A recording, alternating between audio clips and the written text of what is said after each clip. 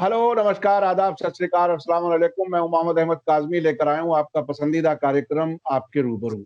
इस कार्यक्रम में हम खबरों के पीछे की खबर तक समझने की कोशिश करते हैं और ऐसे जानकार लोगों से आपकी मुलाकात कराते हैं जो बहुत गहराई से उन इश्यूज को, उन खबरों को नजदीक से देखते रहते हैं। अभी जो ताज़ा इंटरनेशनल बड़ी खबर जो हमने अब तक कुछ रिपोर्ट्स आप तक पहुंचाई भी है, वो यूनाइटेड अरब एमिरेट्स के इजराइल से ताल्लुकात कायम होने और उसमें डोनाल्ड ट्रंप के रोल के बारे में काफी कुछ मैं बता चुका हूं। जो जॉइंट स्टेटमेंट वगैरह आया, वो सारी चीजें आपके सामने हैं। इस सब पर बात करने के लिए मेरे साथ आज खास मेहमान हैं, वरिष्ठ पत्रकार, सीनियर जर्नलिस्ट जावेद नकवी साहब, जो इंटरनेशनल अफेयर्स पर न सिर्फ नजर रखते हैं बल्कि विदेशी पब्लिकेशंस में भी उनका राइटअप, उनके आर्टिकल्स अक्सर अपीयर होते हैं। जावेद नकवी साहब, वेलकम है आपका मीडिया स्टार वर्ल्ड में।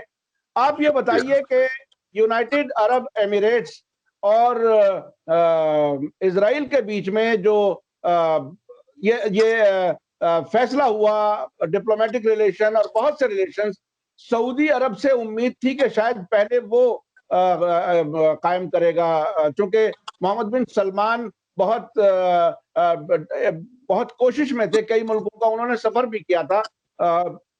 ये यूएई को इतनी जल्दी क्या हुई? क्या ये आसान टारगेट था या सऊदी अरब वो अपनी पब्लिक से अब तक भी डरा हुआ है, खौफजदा है कि कहीं खुल करके अगर ऐलान हो गया तो शायद उनको ज्यादा सियासी मुश्किलात हो सकती हैं? क्या है आखिर इस पूरे, चूंकि सभी अरब मुल्कों को नजदीक, इजराइल के नजदीक ले जाने में मोहम्मद बिन सलमान का रोल काफी नजदीक से जो नजर आता रहा है पिछले साल डेढ़ साल के दौरान, आप इस सब को कैसे देखें? देखिए, इसके लिए समझने के लिए दो तीन चीजें जो है बैकग्राउंड में जरूरी हैं उसके जाना। एक तो ये कि अमेरिका में इलेक्शंस होने जा रहे हैं नवंबर में। दूसरा, चीन आ गया है ईरान में। और तीसरी चीज ये है कि जो नेतन्याहू साहब हैं, इजराइल के प्राइम मिनिस्टर, उनको एक दलदल में से निकालना था। वो खुद फंस गए थे बुरी तरह से जब उन्होंने ये ऐलान कर दिया था कि वो वेस्ट बैंक को एनेक्स करने जा रहे हैं। ये एक गीदड़ भपकी थी जिसके लिए कि कोई भी ना वेस्ट में, ना मशरिक में, ना मगरिब में, ना जुनूब में, ना किसी दिशा में तैयार था उसके लिए। ना ही मिस्टर ट्रंप तैयार थे इस चीज के लिए, क्योंकि उनको खुद उनकी जान पे बनाई थी और उनके लिए बड़ा मुश्किल हो जाता इलेक्शन को संभालना। तो और दूसरे ये कि जो मिस्टर नेतन्याहू के जो एलाइज हैं इस वक्त, जो उनके मुनहरिफ थे, वो खुद इस चीज के खिलाफ हैं कि एनेक्सेशन हो। लिहाजा एक चीज तो ये कि कोई बहाने से नेतन्याहू साहब को एक दलदल में से निकालना था। दूसरी चीज ये कि एक पोस्चर लेना था, ये दिखाने के लिए कि अगर चीन ईरान में आके कुछ हमको आग दिखा सकता है तो हम खाड़ी में जो सदर्न इलाके हैं, जो जो गल्फ स्टेट्स हैं, वहां पे हम इजराइल को बिठा सकते हैं। लेकिन ये भी एक पुरानी बिल्कुल बुझी हुई राख है, इसमें कोई चिंगारी नहीं है, क्योंकि ये हम देख चुके हैं कि ये किस्सा जो है गल्फ स्टेट्स का इजराइल के साथ आ जाना, ये कम से कम नहीं तो 1990 का जो डेजर्ट शील्ड ऑपरेशन हुए थे, जिसमें आर्नल्ड श्वार्ज़कॉफ थे, उसके सरगना सऊदी अरेबिया से इराक के खिलाफ, जब सद्दाम हुसैन कुवैत में चला गया था और सीनियर बुश ने वो जंग जो था वो ऐलान किया था। उस वक्त हम दुबई से गुजर के जा रहे थे अमान, जहाँ पे पेरेस दे कुयार और तारिक अजीज और ये तमाम लोगों की मीटिंग चल रही थी। और मैंने देखा कि कुछ हरकत यहाँ भी हो रही है दुबई में उस वक्त मिलिट्री। मैंने लोगों से पूछा, फौजियों से पूछा कि भाई तुम लोग कहाँ, किस तरफ जा रहे हो? कहने लगे हम सद्दाम के खिलाफ जा रहे हैं। लेकिन सद्दाम के खिलाफ तो इजराइल है। कहने लगे होने दो, वो तो हमारा भाई है, इसलिए कि ये हमारा बड़ा दुश्मन है। उन्होंने कहा ये कि جو اسرائیل ہے اگر وہ عراق کے خلاف ہو رہا ہے تو اس میں ہمارا فائدہ ہے، کیوں صدام حسین سے ہماری دشمنی تھی. اور واقعہ یہ ہے کہ گلف اسٹیٹس کو دونوں ممالک سے، ہم سمجھتے یہ ہیں کہ ایران سے اس لیے کہ وہ شیعہ ہے اور یہ سنی ہے، اس لیے ایسا کچھ نہیں ہے، کیونکہ ایران کے سنی الائز بہت سے ہیں عرب ممالک میں. سب سے پہلے تو یہ بتا دوں کہ مسلم بردرہڈ سے ان کا بڑا اچھا رشتہ رہا ہے، جو کہ بہت ہی سنی اور تھریٹن کرتے ہیں ان کو، اسٹیٹس کو. مسلم بردرہڈ کے لوگوں سے ایران کا جو کہ شیعہ سنی ریپور رہا ہے. حماس جو ویسٹ بینک میں، تو غازہ میں جو حماس کا اتنا بڑا پرچم ہے، اس کے ساتھ ایران کا قارورہ ملتا ہے، قطر کے ساتھ قارورہ ملتا ہے. تو یہ ایک بلا وجہ کی چیز ہے کہ بلکہ ہم تو یہ کہیں گے کہ ملیشیا میں جو سنی حکومت ہے اس کا بھی قارورہ ملتا ہے، کیونکہ دونوں مل کے اس وقت ایک آواز بلند کر رہے ہیں ہندوستان سے بات کرنے کے لیے، تاکہ کشمیر میں کچھ لوگوں کو آسانیاں پہنچے. تو میں سمجھتا ہوں کہ یہ اس کا بیک گراؤنڈ ہے. چین، نیتن یاہو، ٹرمپ، ان لوگوں کو وہاں پہ کنورج کرنے میں یو اے کا ایسے کوئی ذرا سا بھی کوئی انیشیٹو کی بات نہیں ہے. ان کو آپ جدھر لے جائیے ادھر چلے جائیں گے. یہ سعودی عربیہ، میں آ رہا ہوں آپ کو اس کا بالکل ڈیپ بیک گراؤنڈ جو ہے اس کا قصہ. 79 میں ایران میں انقلاب آیا، اسلامی ریولوشن آیت اللہ خمینی کی قیادت میں. 1980 میں یعنی within a year Arab league کی سمٹ ہوتی ہے فیز میں، جو کہ موروکو میں ایک بہت ہی حسین شہر ہے. ہم گئے وہاں اس سمٹ کو کور کرنے کے لیے. 1980 کا واقعہ ہے، اور اس میں سب مین جو مدعا تھا اس وقت وہ تھا کہ اسرائیل کو ریکگنائز کرنے کا. یعنی ابھی تک تو یہ تھا کہ صرف ایجپٹ، یعنی انور سادات گئے تھے اسے مناہم بیگن سے ملنے، اور پھر وہ وائٹ ہاؤس میں، وہاں کیمپ ڈیوڈ میں ان کی سمٹ ہوتی ہے وغیرہ وغیرہ. تو سادات اور اس میں عرفات اور تمام لوگوں کا، مناہم بیگن، یہ سب لوگ اس میں شامل ہوئے. عرفات تو بعد میں آئے، لیکن یہ تین لوگ جو تھے، مناہم بیگم اور سادات، اور میرا خیال سے جمی کارٹر کا وہ انیشیٹو تھا، اگر مجھے صحیح یاد ہے تو. جی.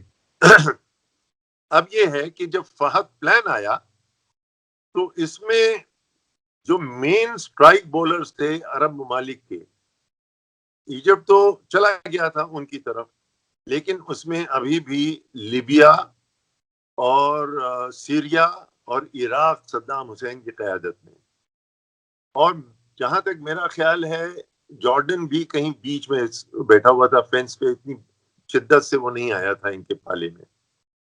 بہرحال یہ تین ممالک اور پی ایل او، ان چاروں نے مل کے اس پلان کو نکار دیا. یعنی صدام حسین وہاں نہیں گئے فیض میں، انہوں نے اپنے طارق عزیز کو بھیجا. لیبیا کے وہ قذافی صاحب نہیں گئے، انہوں نے جلود صاحب کو بھیجا جو ان کے ڈیپیوٹی ہوا کرتے تھے اس زمانے میں. اور حافظ الاسد سیریا سے انہوں نے عبد الحلیم خدام کو بھیجا اپنے ڈیپیوٹی کے. یعنی گویا کہ انہوں نے اپنی ناراضگی ظاہر کر دی تھی کہ ہم اس معاہدے کے ساتھ نہیں ہیں. جو پرنس فہد، اس وقت فہد پلان جو تھا وہ کراؤن پرنس فہد ہوتے تھے، بعد میں وہ کنگ فہد ہو گئے تھے. تو اب آپ دیکھیے کہ تین ممالک کو برباد کیا گیا. کون سے وہ ممالک ہیں جنہوں نے اپوز کیا تھا سعودی عربیہ فہد پلان کو؟ فہد پلان کیا تھا کہ آپ اسرائیل کو ریکگنائز کر لیجئے، ان کے ساتھ پیس کر لیجئے، لیکن اس میں یہ پروویژن نہیں تھا کہ پیلسٹینینز کے ساتھ وہ ڈیمانڈ جو ہیں ان کی پوری ہوں، جس کے لیے کہ پی ایل او لڑتا ہوا چلا آیا تھا ابھی تک. پیلسٹینینز پی ایل او کی قیادت میں، عرفات کی قیادت میں. اور عرفات کو شہ دیا امام خمینی نے. تو اب آپ دیکھ لیجئے کہ کہاں پہ گوٹ اٹکی جا کے ایران بھی اس میں شامل ہو گیا. گویا کہ عرب نہیں تھا، لیکن اسٹیٹ فاسٹ ممالک جب تینوں برباد ہو گئے تو ایک املی کے پیڑ کی ایک پتی پھر بھی بولتی رہی کہ یہ فلسطینیوں کے ساتھ زیادتی ہو رہی ہے. اس ملک کا نام ہے ایران. وہ ان کا تو پورا فوج کا نام ہی ہے قدس کے نام پہ رکھا ہے انہوں نے، یعنی جیروسلم کے نام پہ رکھا ہے. تو یہ بیک گراؤنڈ ہے. یعنی سعودی عربیہ 1980 میں اس کو ریگن صاحب کا دور تھا، استعمال کیا گیا کہ یہ کائٹ فلائنگ کرو، یہ دیکھو کہ عرب ممالک کو ہم کیا اپنی طرف لا سکتے ہیں ایران کا ڈر دکھا کے کہ دیکھو وہاں پہ یہ آ گیا ہے اور ہم بہتر یہ ہے کہ عرب ممالک سب اکٹھا ہو جائیں. وہ نہیں ہوئے.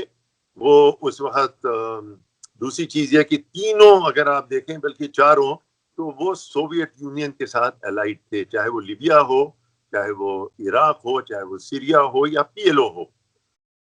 جب کولڈ وار ختم ہو گئی اور سوویت یونین تباہ ہو گیا، ختم ہو گیا، اس کے بعد یہ ساری سرگرمیاں ہوئی کہ کس کو پہلے ہٹایا جائے رستے سے، کس کو مارا جائے، کس کو توڑا جائے.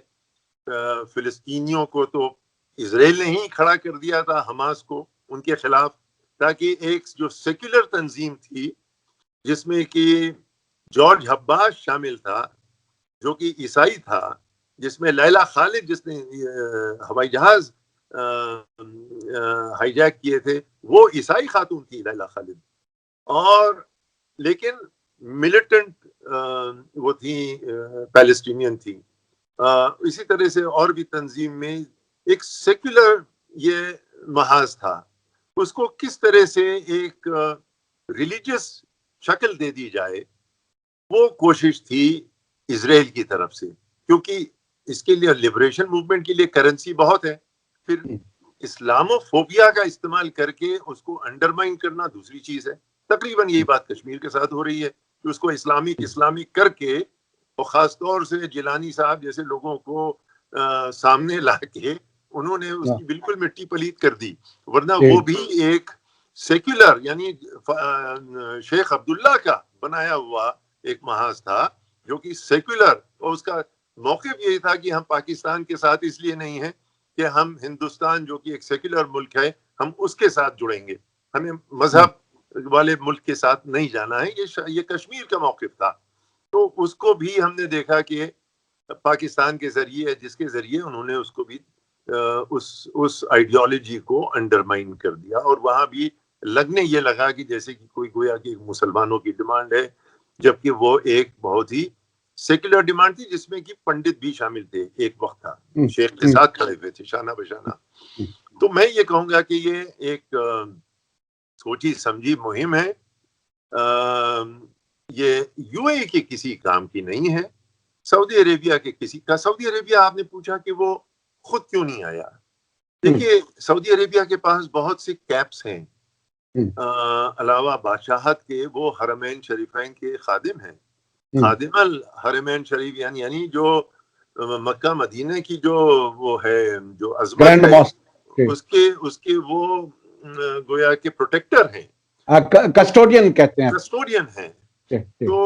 تو اگر وہ جا کے اسرائیل سے مل گئے سامنے، پیچھے تو مل رہے ہیں اور دنیا کو معلوم ہے کہ کیا ہے الائنس، لیکن اگر سامنے آ گئے تو پھر باقی جو عرب شکل ہے جو اسلامی ممالک ہیں اس میں کہیں ریوولٹ نہ ہو جائے، کہیں ان کی کرسی نہ سرک جائے ان کے نیچے سے. میں سمجھتا ہوں کہ سعودی عربیہ کا اس وقت آنا ان کے لیے اس لحاظ سے مضر تھا. یو اے کے لیے کوئی مشکل بات نہیں، بلکہ میں تو یہ سمجھتا ہوں کہ یو اے کے جو خاص طور سے ابو ظہبی کے جو لیڈران ہیں وہ سعودی عربیہ کے جو محمد سلمان صاحب ہیں ان سے کئی درجہ زیادہ شاطر ہیں، پرانے گھاگ کھلاڑی ہیں، اور وہی ہیں جو سعودی عربیہ کے کراؤن پرنس کو اس وقت گویا کہ آئیڈیالوجیکلی موٹیویٹ کرتے رہتے ہیں.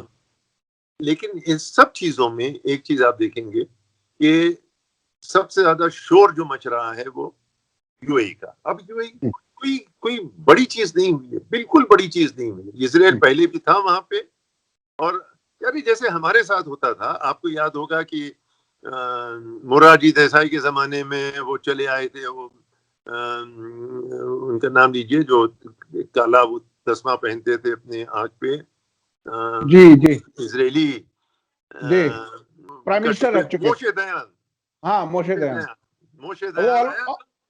آلموسٹ جنہیں فاؤنڈر کہا جاتا ہے تقریباً، بہت ہی امپورٹنٹ اسرائیل کے لیڈرز تک۔ جی جی جی جی، اور اس سے پہلے کہ نرسمہا راؤ نے اسرائیل کے ساتھ باہمی رشتے قائم کیے، ڈپلومیٹک ٹائز 1992 میں، کہ وہ برس ہے جب مودی صاحب تو کلیم کر رہے ہیں اسرائیل کے ہم ہیں، اسرائیل کے، اس وقت وہ ایودھیا جا رہے تھے جب نرسمہا راؤ نے اسرائیل سے رشتے قائم کیے۔ تو بانی کون ہے؟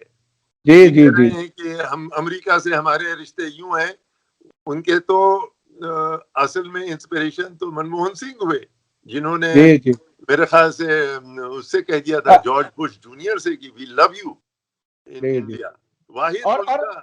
اور جنوری 1992 میں ڈپلومیٹک ریلیشن ہوئے اور دسمبر تک مسجد ختم کر دی گئی جناب والا، وہی سال ہے، یاد رکھنے کی بات ہے۔ تو یہ کہ لگ ایسا رہا ہے کہ نریندر مودی صاحب نے، اندرا گاندھی گئی تھی 1980 میں وہاں پہ تھا، اور کیا ہاتھوں ہاتھ لیا گیا۔ اندرا گاندھی، سیدہ گاندھی کہتے تھے اس کو عرب میں، سیدہ گاندھی آئی ہیں، گاندھی سیدہ گاندھی آئی ہیں، اور وہ پیلسٹائن گئی تھی، پیلسٹائن رام اللہ گئی تھی، یو اے گئی تھی۔ پیلسٹائن کے لیے تو بہت ہی جی جان سے، یاسر عرفات تو ان کو سسٹر کہتا تھا، اپنی کامریڈ سسٹر کہتا تھا اندرا گاندھی کو، تو ہر طرف۔ اور منموہن سنگھ نے پہلی مرتبہ 50 سال کی ہسٹری میں پہلی مرتبہ سعودی بادشاہ کو ہندوستان آنے کی دعوت دی تھی۔ وہ بادشاہ آیا، اور 26 جنوری پہ اس نے، وہ چیف گیسٹ رہا تھا پہلی بار۔ یہ کہہ رہے ہیں ہم نے کیا کھاڑی میں، اور بی جے پی کا کچھ ہے، اور یہ تو اپیزمنٹ کرتے ہیں مسلمانوں کا، لیکن وہاں یہ وہ تمام چیزیں کرتے رہتے ہیں۔ اندرا گاندھی کا اتنا اثر تھا کہ عراق میں اور ایران میں، دونوں ملکوں پہ اتنا اثر تھا، دو لڑ رہے تھے آپس میں، اس کو الیکٹ کیا گیا تھا نان الائن موومنٹ کی طرف سے کہ یہ ایک نیوٹرل میڈیٹر ہے جو ان دو ملکوں کو قریب لا سکتی ہے، ان کی جنگ ختم کروا سکتی ہے۔ اس میں مجھے یاد ہے رمیش بھنڈاری کو اسپیشل ایلچی بنا کے بھیجا گیا تھا۔ دونوں بغداد اور تہران کے بیچ میں صرف دنیا میں ایک ہی لنک تھا، وہ اندرا گاندھی کے ساتھ۔ اس زمانے میں ایک سلوگن کی طرح سے اندرا گاندھی کے آس پاس کے لوگ کہا کرتے تھے، I for India, I for Indira, I for Iraq, I for Iran, یہ اس طرح سے لوگ کہتے تھے، مجھے یاد ہے۔ اب یہ سب کھان پیٹ کے کھوب کے بیٹھے ہوئے ہیں، اور میں یہ کروں گا وہ کروں گا، اور جا کے جھپکی لگانا، یہ سب۔ بلکہ جھپکی پہ مجھے یاد آیا جب فیڈل کاسٹرو بڑا جھپکی دینے کے لیے، بڑی اچھی تصویر ہے، اندرا گاندھی نے یوں ڈک کیا، ہلکے سے ایسے ڈک کیا، اور ہتھوڑی اس کے ہاتھ پہ تھی، گیول نان الائن موومنٹ کا۔ تو کہنے کا مطلب یہ ہے کہ یہ پرانی چیزیں ہیں، اس میں یو اے نے کھاڑی میں کوئی بہت بڑا کام نہیں کیا ہے۔ یہ جو چیزیں ہو رہی تھی 1980 سے، یہ لاجیکل بات ہے اس کی، اس میں کوئی نئی چیز نہیں ہے۔ اور یہ بھی کہنا کہ چین کا ایران میں آ جانا گویا کہ کوئی بہت بڑا کسی کو تھریٹ ہے، کیونکہ چین کے اتنے اچھے رشتے ہیں ریاض سے کہ شاید کسی کے نہ ہوں، بہت ممکن ہے۔ تیل کے حوالے سے ڈپلومیٹکلی چین کا، روس کا بہت گہرا رشتہ ہے۔ آپ کو یاد ہوگا سعودی عربیہ کے بادشاہ گئے تھے ماسکو سلام ٹھوکنے کے لیے، اور یہ ابو دھابی سے چین کے رشتے ہیں۔ بلکہ بات تو یہ ہو رہی تھی کہ ایسا نہ ہو چین کہیں تہران اور ریاض کو نہ قریب لے آئے تو اور ویسٹ والوں کی ایسی تیسی ہو جائے، کہیں ایسا نہ ہو جائے کہ ریاض، اور یہ بھی ہو سکتا ہے اس میں ایک شرارت ہو سکتی ہے چھوٹی موٹی، وہ یہ کہ ان کے ایران کے لیے مشکل کر دو کہ اگر یہ ممالک جو ہیں اسرائیل کی طرف چلے گئے اور دوستی کر لی، تو کیا آپ اس ملک سے دوستی کریں گے جس کا کہ اسرائیل سے ڈپلومیٹک ٹائی جی ہو گئے ہیں اور فلسطینیوں کو فلسطینی کہہ رہے ہیں ہمارا بیٹریل ہو گیا ہے. شاید یہ بھی ایک اینگل ہو چین کو چیک میٹ کرنے کے لیے کہ کہیں ایسا نہ ہو کہ برج بنوا دے تو معلوم ہوا عرب اور ایرانی اور فلسطینی اور یمن سے لے کے موروکو تک سب کے طوطے اڑے ہوئے. اور اچھا اچھا اچھا اچھا یہ جو نئے نئے ڈیولپمنٹس ہیں جو یو اے ای اسرائیل والے، ظاہر ہے بہت سی چیزیں بیک گراؤنڈ میں جو چیزیں آپ نے بتائیں اور یہ کوئی بہت بڑا واقعہ نہیں ہے، لیکن پھر بھی کیا اس کا بھارت پر کیا اثر پڑے گا؟ کیا ڈپلومیسی میں کہیں کوئی چیز کوئی ری ایڈجسٹ کرنی پڑے گی یا وہ سب کچھ ٹھیک ہے صرف پردہ ہٹائے؟ دیکھیے بھارت کا یہ ہے بہت مزیدار بات ہے. بھارت کہ یہ لگتا یہ ہے کہ نریندر مودی اینٹی مسلم اور مسلمانوں ٹوپی نہیں پہنیں گے اور معلوم ہے کہ ساری چھٹیوں کے نام لے لیں گے لیکن عید کا نام نہیں لیں گے وغیرہ وغیرہ. یہ سب جو چھوٹے دل کی چیزیں وہ یہاں کرتے ہیں. لیکن اگر باہر مسلمانوں سے بیر کریں گے تو یہ تو بھوکوں مر جائیں گے، اس لیے کہ تیل نہیں ملے گا ان کو. تیل پہ سب مسلمان بیٹھا ہوا ہے، چاہے وہ انڈونیشیا میں ہو، چاہے وہ یو اے ای میں ہو، چاہے وہ یہ سعودی عربیہ میں ہو، ایران میں ہو، عراق میں ہو، کویت میں ہو، کہیں بھی ہو. تو آپ دیکھیں گے کتنی جھپٹیاں پڑتی ہیں. میں نہیں سمجھتا ہوں کہ کوئی بہت بڑا رشتے پہ اثر پڑے گا. یہ برجیش مشرا کی تھیسس تھی. برجیش مشرا بہت بڑے ایسٹیوٹ قسم کے ڈپلومیٹ تھے، اور جب یہ چین سے ہمارے رشتے خراب تھے اس وقت وہ وہاں ہم کو ریپرزینٹ کرتے تھے بیجنگ میں. اس وقت تو وہ بڑے شاطر کھلاڑی تھے. ان کا یہ تھا کہ ہندوستان کی فورن پالیسی جو ہے وہ ہونی چاہیے اسرائیل، امریکہ اور ہندوستان، یہ ٹروئکا بننا چاہیے اس پورے ریجن پہ قبضہ کرنے کے لیے 3 ڈیموکریسیز کے نام سے. جبکہ آپ کو معلوم ہے کہ جو خاص طور سے اسرائیلی ڈیموکریسی ہے اس کی کیا حقیقت ہے کہ جس میں کہ سوائے ریسزم کے اور پریجوڈس کے اور اس طرح کی چیزیں جن کے خلاف وہ کھڑے ہوئے تھے، ایک ملک بنا تھا ریسزم کے خلاف، اس کو وہ ایسا عملی جامہ پہنایا اسی چیز کو انہوں نے کہ یہ تو بہت ہی خوفناک چیز ہے. یہ برجیش مشرا کی تھیسس تھی کہ انڈیا اسرائیل اور اس کے امریکہ کے ساتھ رشتے ہوں. یہ لوگ جہیز میں ملے تھے، یہ لوگ اس رشتے کے جہیز میں تھے. Saudi Arabia, U A E, they were incidental to that strategic relationship. یعنی شادی یہاں تھی، جہیز یہاں سے آیا تھا. اچھا یہ گلف میں اگر گراؤنڈ پر دیکھا جائے تو گلف سے نارتھ میں ایران، عراق، سیریا اور لبنان بھی کسی حد تک اس وقت تھوڑا سا پولیٹیکل ٹرموائل جو نظر آ رہا ہے دھماکے کے بعد میں، اس کو اگر اس سے پہلے دیکھا جائے تو یہ ایک پورا ایک ریزسٹنس والے لوگ اکٹھے ہوئے ہیں. اس طرف یہ گلف کے ساؤتھ میں سعودی عرب اور یہ جی سی سی کنٹریز، حالانکہ ان جی سی سی کنٹریز میں بھی عمان اور کویت بہت ہی خاموش طبیعت سے ہیں اور وہ کھل کر کے اسرائیل کے حق میں نہیں بولتے ہوئے نظر آ رہے. تو اس سچویشن میں بھارت کے لیے کیا کچھ بہتر ہے، اسے کیا کرنا چاہیے؟ کیا یہ بالکل ایک طرفہ صرف امریکہ، اسرائیل، سعودی عرب کے ساتھ ہی رہے، یا ایران کے ساتھ جو تعلقات اپ ڈاؤن جو کچھ ہو رہے ہیں اس میں کیا کچھ بھارت کے لیے کیا بہتر ہے، کیا کرنا چاہیے؟ دیکھیے ہمارے بہت ہی نفیس، آپ شاید جانتے ہو، ایمبیسڈر ہوا کرتے تھے سید اکبر خلیلی صاحب، مرزا اکبر خلیلی صاحب، آپ جانتے ہوں گے، بہت پاسیدہ تھے، شیراز کی فیملی تھی. تو ہمارے انڈیا کے ایمبیسڈر تھے تہران میں. تو وہ مجھے ایک بار دبئی میں ملے جہاں میں اخبار میں نوکری کرتا تھا، خلیج ٹائمز میں. انہوں نے کہا what are you doing in this desalinated water economy, یعنی جس ملک میں پانی نہ ہو اور وہ سمندر کا پانی ڈی سیلینیٹ کر کے اس کا سویلائزیشن چلے، اس کی انڈسٹری چلے، تو اس کی کیا حقیقت ہو سکتی ہے. تو نارتھ ساؤتھ کا یہ فرق ہے. نارتھ میں جھگڑا ہی شط العرب پہ تھا، یعنی پانی کی کوئی انتہا ہی نہیں ہے، چاہے وہ عراق ہو، فرات ہو، اس کے ایران کے جھرنے ہوں جس پہ شیرازی لوٹ گیا، وہاں کے جو وہ ہوں باغان ہوں، تو یہ ایک الگ ہے، ایک سویلائزیشن ہے.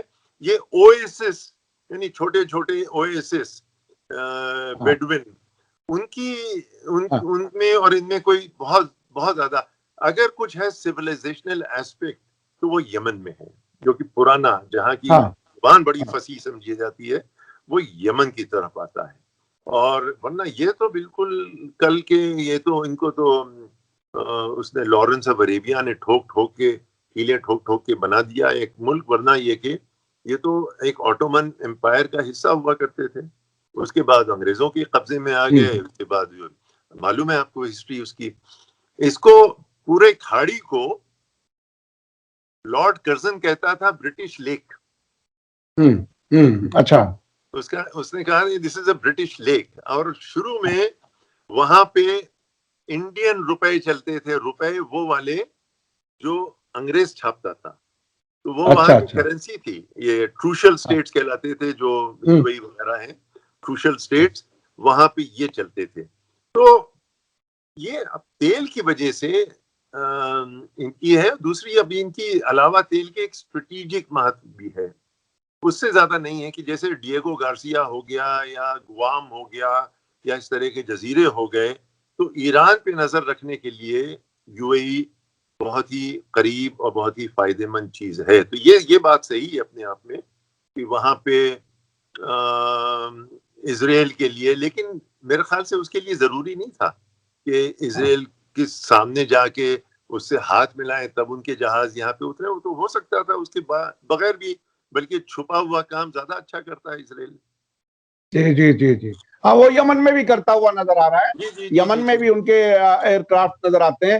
ادھر یہ ابھی ایک تازہ واقعہ ہوا تھا گلف میں، جب ایران نے ایک ملٹری ایکسرسائز کے دوران امریکہ کا نمٹس جو ایئر کرافٹ کیریئر بیڑا ہے اس کا ایک پتلا بنا کر کے، ریپلیکا بنا کر کے اس پر میزائلوں سے حملہ کیا تھا. جس دن ہمارے رفائل آ رہے تھے، ابو دھابی میں رکے ہوئے تھے، ہمارے پائلٹس کو بھی کہہ دیا گیا تھا کہ بنکروں میں چلے جائیں.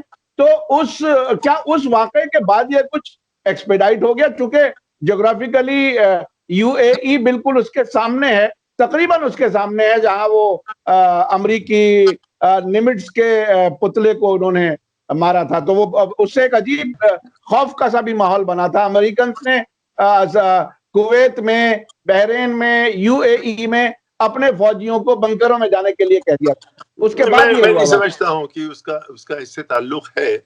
کیونکہ اسرائیل جتنا بھی بڑا ہو جائے، اپنے قد سے زیادہ پنچنگ بیونڈ اٹس ویٹ، لیکن وہ امریکہ سے بڑا تو نہیں ہو سکتا ہے. اور جب ایران امریکہ کو للکار سکتا ہے تو اسرائیل کی کوئی بہت بڑی بساط نہیں ہے اس کے سامنے. میں یہ سمجھتا ہوں. تو اور یہاں پہ ان ممالک میں امریکہ آلریڈی بیٹھا ہوا ہے، چاہے وہ قطر میں ہو یا بحرین میں ہو، اس کے بیڑے ہوں، یو اے ای میں ہو یا سعودی عربیہ میں ہو. تو میں نہیں سمجھتا ہوں کہ اس کا اگر اس کی کوئی اہمیت ہے اسرائیل کی اور یو اے ای کی قریب آنے کی، تو وہ صرف یہ ہے کہ ہم نے بظاہر کر دیا ہے. اسرائیل کا یہاں آنا یو اے ای میں اس لحاظ سے زیادہ امپورٹنٹ ہے کہ یو اے ای، سعودی عربیہ اور یہ جو کھاڑی کے دوسرے ممالک ہیں، ان کو مسلم بردرہڈ سے بڑا خوف ہے. اور یہ فرق نظر آتا ہے، یہ خوف جب آپ قطر کی طرف دیکھیں تو قطر کے بڑے اچھے رشتے ہیں مسلم بردرہڈ سے، اور یہی سبب ہے کہ اس کو ان لوگوں نے بالکل آئسولیٹ کر رکھا ہے. مسلم بردرہڈ جس کو کہ جنرل سی سی نے ایجپٹ میں اپنے تھم کے نیچے رکھا ہوا ہے فوج کے ذریعے سے، اور تمام وہاں پہ تو الجزیرہ کے بھی جرنلسٹ پھنسے ہوئے ہیں، کب برسوں ہو گئے ان کو رکھے ہوئے. تو مسلم بردرہڈ ایک ایسا فیکٹر ہے، پولیٹیکل فیکٹر، جو بالکل الگ ہے، اس طرح کا ہے جیسے طالبان افغانستان میں طالبان کا کوئی یہ موقف ہے ہی نہیں کہ وہ پاکستان میں جا کے کہیں کنورٹ کریں یا کشمیر میں آ کے کنورٹ کریں. وہ کھیل جو ہے گندے کھیل انہوں نے ویسٹ والوں نے کیے ہیں، وہ القاعدہ سے اور اسلامک اسٹیٹ سے. طالبان آپ دیکھیں گے افغانستان کے آگے ان کا کوئی لینا دینا نہیں ہے. وہ کہہ رہے ہیں کہ ہمیں ہمارا ملک خالی کرو، اس کے آگے چاہے اوئیغور کے ساتھ کیا ہو رہا ہے یا کشمیر کے ساتھ کیا ہو رہا ہے، طالبان کا اس سے کوئی لینا دینا نہیں. جو میری نگاہ میں مسلم بردرہڈ یہ عربوں کے لیے یہی اسی طرح کے ہیں کہ ہمارے جو ملک ہے، ہمارا جو ایک وہ تو اپنے آپ کو عرب نیشنل سمجھتے ہیں نا، ان کے یہاں تو یہ نہیں ہے ایجپٹ یہ ہے اور سیریا وہ ہے، ان کے یہاں تو سب عرب ہے، عرب لیگ ہے. تو وہاں پہ ان کا عربوں کا حکومت ہونی چاہیے، نہ کہ کسی ویسٹرن طاقت کی. یہ مختصر سگے ہے. اس میں آپ چاہیں تو کلچرل چیزیں جوڑ دیں، لیکن بنیادی طور پہ وہ ہے کہ اینٹی امپیریلسٹ ایک اس کا کنٹینٹ ہے. اور یہی سبب ہے کہ اس کا مسلم بردرہڈ کا اور ایران سے قارورہ ملتا تھا. اب پتہ نہیں آج کل کیا حالات ہیں ان کے، کیونکہ ہے ہی نہیں ایکٹیویٹی، جنبش نہیں ہے. لیکن ایک وقت تھا، اور یہی حماس کے ساتھ تھا ایران کا. تو میں نہیں سمجھتا ہوں کہ اسرائیل کا وہاں آ جانا کوئی بہت بڑا مصلحت ہے، اچھے رشتے ہونا، کیونکہ وہ امریکہ کے ساتھ جب تھے ایسے رشتے تو وہ تو تھے اپنی جگہ پہ، امریکہ سے بڑا تھوڑی ہے اسرائیل. جی جی جی جی بہت بہت شکریہ جاوید نقوی صاحب. آپ نے بہت ہی ڈیٹیل میں اور بہت جو بیک گراؤنڈ جو خود چونکہ آپ نے گراؤنڈ سے رپورٹنگ کی ہے، خود گلف میں آپ رہے ہیں، جتنا نزدیک سے آپ سمجھتے ہیں وہ بہرحال بہت ہی امپورٹنٹ ہے. میں نے بھی اس میں کئی چیزیں سیکھی ہیں باقاعدہ، اور ظاہر ہے سیکھتے بھی رہنا چاہیے. میں تو اپنے آپ کو اسی طرح سے رکھتا ہوں. تو آپ نے ہمیں وقت دیا، اس کے لیے بہت بہت شکریہ.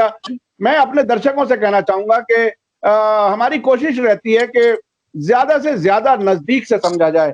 کچھ چیزیں آپ نے کشمیر کے بارے میں بھی بتائیں، جس طرح سے اس کو اسلام سے اور مسلمانوں سے جوڑ کر کے پیش کیا جاتا ہے. اور طالبان کے بارے میں جو آپ نے بتایا کہ ان کا افغانستان سے باہر کچھ نہیں ہے، ان کی ایکٹیویٹی وہیں ہے، یہ بھی بہت ہی امپورٹنٹ ہے. کیونکہ اکثر کبھی کبھی کہہ دیا جاتا ہے کہ جب طالبان آئیں گے. ایک بڑا دلچسپ ہے وہ جو جیسے وہ انڈین مجاہدین ایجنسیوں نے ایک نام چلایا تھا، ابھی سوشل میڈیا پہ پچھلے 1-1.5 سال سے کبھی کبھی سگبگاہٹ ہوتی ہے غزوہ ہند. اب وہ ایک نام عربی میں رکھ دیا تاکہ کچھ مسلمانوں کو بیوقوف بنا کر کے اس پر لوگ بحث کرنا شروع کر دیں اور پھر آئیڈینٹیفائی کریں کہ صاحب یہ ہارڈ لائنر ہیں، یہ ہارڈ لائنر ہیں. تو یہ عجیب عجیب قسم کی کہانیاں ہوتی ہیں نیشنل لیول پر، انٹرنیشنل لیول پر. آپ نے بہت اچھی طرح سے سمجھایا، اس کے لیے آپ کا بہت بہت شکریہ. اپنے درشکوں سے کہوں گا کہ یہ سب چیزیں سیکھنے کی ہیں، سمجھنے کی ہیں، اور انٹرنیشنل افیئرس کو جب سمجھا جائے، جو آپ نے سنی اور شیعہ والا اینگل بھی بتایا، ایران کے تعلقات، مسلم بردرہڈ، حماس، قطر، ملیشیا، یہ سب ظاہر ہے سنی ہے میجورٹی میں، لیکن ایک پولیٹیکل آئیڈیالوجی کے ساتھ ایک ساتھ ہیں یہ لوگ. تو یہ بہت ہی اہم بات ہے. اسی کے ساتھ تو وینیزویلا سے تھا رشتہ ایران کا، وہ نہ شیعہ نہ سنی. وہ جو ان کا شاویز تھا وہ تو سب سے زیادہ مضبوط تھا ان کا، نہ شیعہ نہ سنی. وہ تو عجیب و غریب چیز تھی. جی اور وینیزویلا میں اب امریکہ کے بالکل پڑوس میں جا کر کے ایران نے وہاں تیل اور ڈیلی ضرورت کی چیزیں پہنچانی شروع کر دی ہے. تو یہ بہت تیزی سے دنیا بدل رہی ہے. ہمیں بہرحال چیزیں سمجھتے رہنا چاہیے. اسی کے ساتھ ساتھ جب ہم سمجھتے ہیں چیزوں کو رائٹ پرسپیکٹیو میں، تو کم از کم ہمیں جو وہ انٹرنیشنل بھوپو میڈیا ہے وہ ہمیں دھوکہ نہیں دے سکتا. غلط پرسپیکٹیو میں چیزیں سمجھ کر کے یہ بڑی غلطی ہوتی ہے. ان کا کام یہ ہوتا ہے کہ دوست کو دشمن اور دشمن کو دوست بنا کے پیش کرتے ہیں. اسی کے ساتھ مجھے دیجیے اجازت. دھنیہ واد، شکریہ. جے بھارت، جے ہند.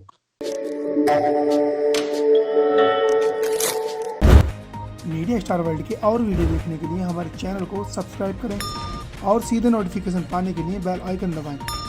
اور اگر ہماری خبر سچی اور اچھی لگے تو اپنے واٹس ایپ، انسٹاگرام، فیس بک اور ٹویٹر اکاؤنٹ پر ضرور شیئر کریں.